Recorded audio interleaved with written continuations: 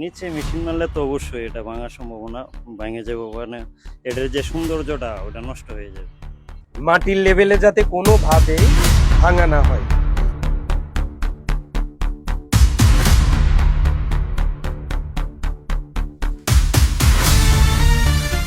এবার আপনি একটু থামেন তো, থামেন।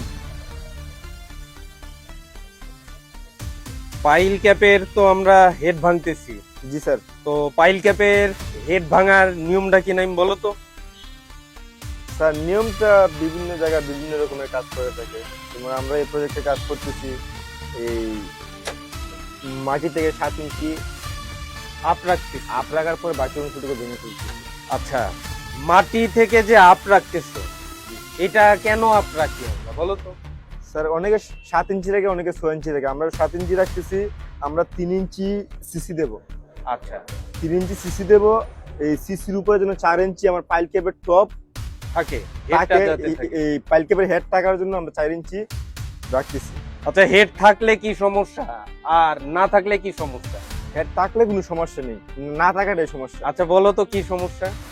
স্যার আমরা হেড থাকার কারণ হচ্ছে আমরা যে পাইল ক্যাপ ঢালাই দেবো, যেটাকে বেজ ঢালাই বলা হয়, আমরা যে বেজের কাছেটা রাখবো, আমরা 7 ইঞ্চি এখানে একটা ব্লক ব্যবহার করতেছি। রডের যে পাইল ক্যাপের যে আমাদের রডগুলো আছে, এটার জন্য অ্যাডজাস্ট থাকে। আচ্ছা দর্শক, আমি ওর কথাটা আরেকটু গুছিয়ে বলি। পাইল ক্যাপ কখনোই মাটির লেভেল বরাবর বা সলিং বরাবর ভাঙতে হয় না, এটা আপ রাখতে হয়।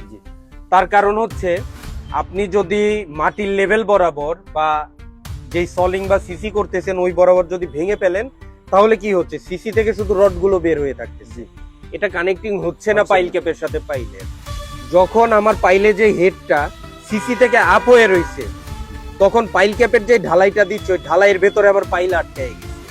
তার মানে আমার লোড ট্রান্সফারটা খুব ইজিলি হবে এবং পাইলের সাথে পাইল ক্যাপের যেই জাংশনটা এটা অ্যাটাচ হয়ে যাচ্ছে।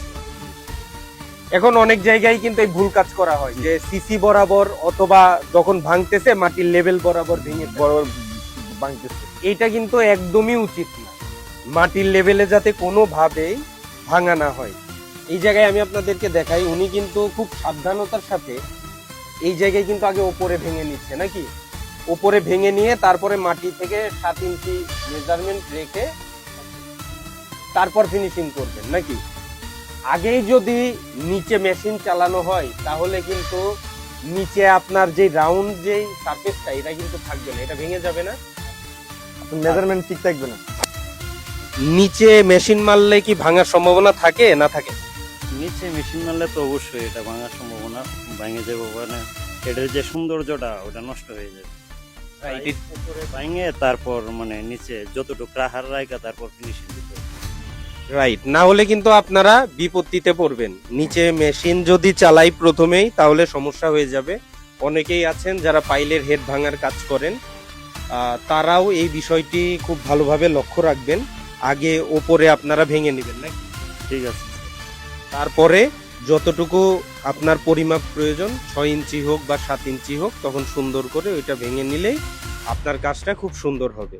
সকলের সুস্বাস্থ্য কামনা করে আজকে আমরা বিদায় নিচ্ছি। ইনশাল্লাহ পরবর্তী ভিডিওতে আবার দেখা হবে। আল্লাহ হাফেজ। আল্লাহ হাফেজ।